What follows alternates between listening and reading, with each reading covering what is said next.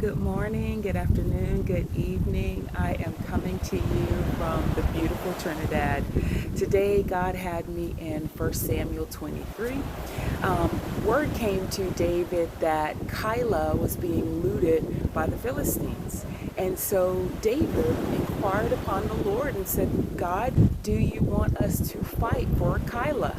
And God said, yes, I will give them unto your hands. And so David told his soldiers, and they thought that that was stupid. I mean, they thought it was dumb that they were running to this town. And so they didn't understand that, and more or less, they didn't understand why they should fight for Keilah. And so David inquired upon the Lord, and God told him, yes, I'm going to give you the enemy into your hands. And they went in and fought for Keilah. They defeated the Philistines, and they took livestock and everything else that they could get.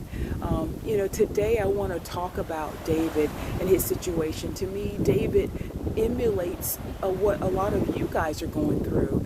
David had a promise and he trusted the Lord. But I think one of the most powerful things that this story tells us is that he inquires upon the Lord. And he had people around him that didn't believe in what he was saying. And some of you have parents and pastors and people, and the other person, saying, did God really tell you to do that? And I want to encourage you that when people come against you, as we saw with the soldiers, David trusted and relied, not just trusted, but relied upon the Lord.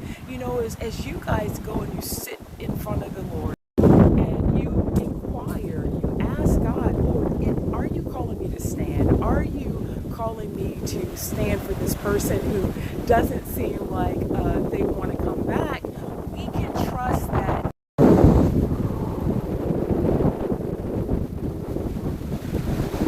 I had to come in because it started storming.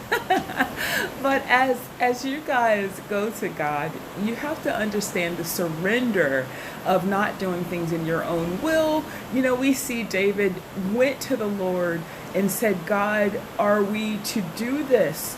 You've gone before God. You said, God, am I to stand for this person that has moved on, this person that says I'll never come back, this person that is ignoring me, blocking me? Are you really calling me to stand for this person? That is called complete surrender and trust in the Lord. And we have to understand that David was brought to that city in order to be the battle axe of God, because as we see, God says, yes, I'm going to give the enemy into your hands. And he was in the right place at the right time. He took out the Philistines.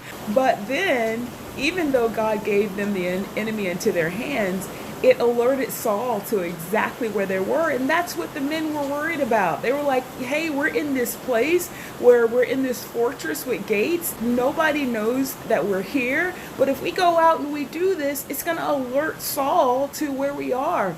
Sometimes we inquire upon the Lord. We trust in God. And things get worse. We look silly. We look crazy. We've got people talking about us. And it just seems as though, okay, maybe I didn't hear from God. Even though you see battles that you've won, because we see that battle won. But here, the main thing that they were running against is coming after them. So you stood and you stand. The main thing you're standing against is against this divorce. And the divorce came through. God, what's going on? You told me you would give me the enemy into my hand. But we see God is so great that he led David and his men out. And as Saul chased them, Saul was on one side, David and his men were on the other. God caused a distraction to make Saul have to go back, and they were not captured. This message today is for you to understand that you pray for the grace of David.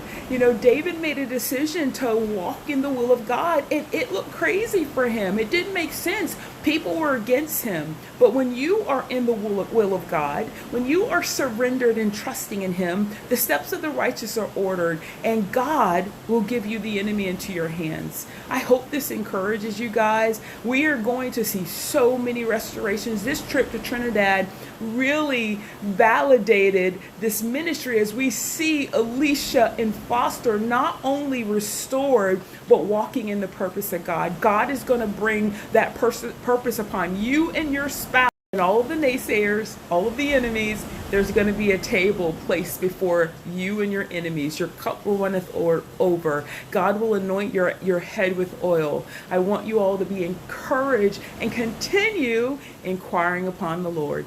Love you.